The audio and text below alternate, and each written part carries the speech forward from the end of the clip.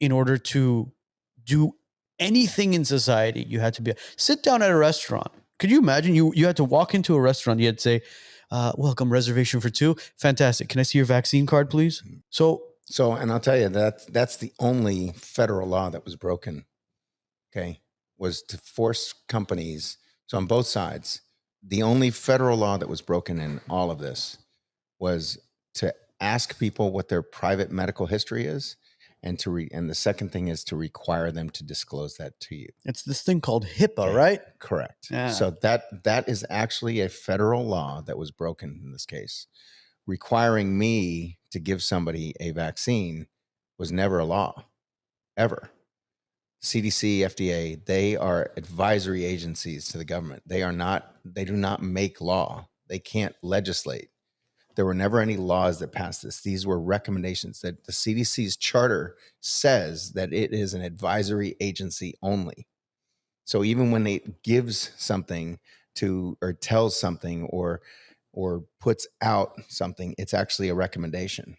And the problem is that what's happened over the last 50, 60, 70 years since the CDC was um, kind of put together or kind of like Founded. coalesced, it was founded as an organization from the public health services of the early 1900s. I believe it was 1946. I should probably look it up. I've said this a few times. Um, but they were founded as an advisory agency, and that's what their charter says. Okay. But what's happened over the last 70 years is that they have gotten to the point where anything that they say, the 64 jurisdictions that fall under their recommendations, just take what they say as law and they institute. Oh, we need a new vaccine. Okay, well then we'll just put it in.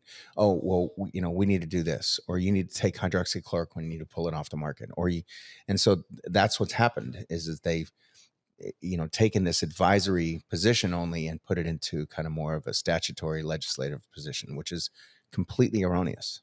So as the vaccines are rolling out, majority of Americans are getting the vaccine because they want to go to work, they want to travel, and they want to be able to enjoy life, quote unquote. What was going on at your clinic? What was going on in your mind as far as understanding that, all right, you know what?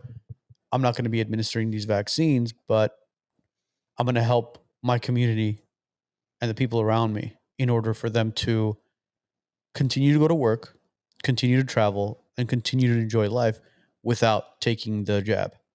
Yeah. Well, initially I wasn't going to do anything. Um, I don't like vaccines. My daughter's only partially vaccinated. My son's not vaccinated. I haven't had a vaccine.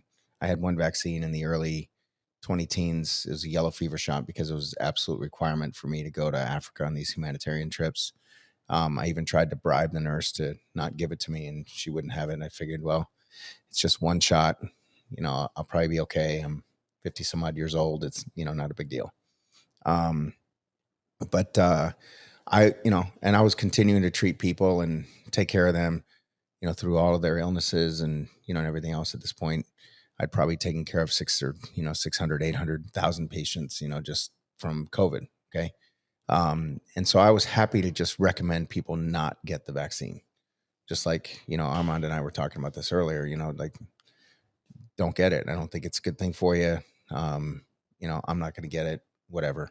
And so that's what I was happy to do. Were you getting pushback from people? Um, well, no, I mean, I wasn't getting pushback from, if they were asking for my opinion, then I'm going to give them my opinion. Okay. And so, the only time I got pushback was later after the vaccines were mandated. So I got some pushback from some patients because I wouldn't operate on people that had had a vaccine within 90 days. I didn't know what it was going to do. I was seeing a lot of complications. I had staff and patients of mine who had been vaccinated who had not had surgery or had not had anything happen to them for years, 2, 3, 4 years. And their incisions were coming open, just spontaneously. Their scars would break down, their incisions would come open, and it would take them, weeks to months for this to heal. So I didn't know what it was doing. I didn't know nobody knew what was in these vaccines. See, Okay. it's so fascinating. You were doing the complete opposite of what a lot of these other doctors were doing. You would go in for any sort of surgery, whether it was cosmetic or life-threatening surgeries that needed to be taking place. And these doctors would ask you, well, are you vaccinated? And if you weren't vaccinated, they wouldn't do the surgery on you. You Right. did the complete opposite. Right. Right. And that's the pushback that I got. I have a fair number of patients that would come to me from out of state. And initially that wasn't part of our questionnaire. And so I remember one lady coming from Las Vegas, and she'd had their COVID shot like 4 days prior to that.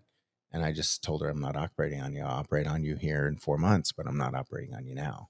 And, and she just lost it, was, saying that uh, I didn't tell her that, and I needed to give her her money back, and, whatever. And I didn't have any science behind that, but I just knew what I was seeing. And the last thing I wanted to do was operate on somebody when I was having people having wound complications and healing complications. I didn't know if it went beyond that. I mean, I'd heard stories. I mean, we're talking, this is mid 21. Okay. Um, so I'd heard stories already of people that have been vaccinated that, like I said, their wounds had come open. And so again, I was just kind of, in a sense, winging it, just, but this was what I was seeing. So I wasn't willing to kind of put people at risk for doing that. Where things changed for me, other than just not recommending things to people, was when they started mandating it. If you enjoyed this short clip, go ahead and click here to watch the full episode. And make sure to click here to subscribe to our channel to watch all other episodes of the WiseNuts podcast.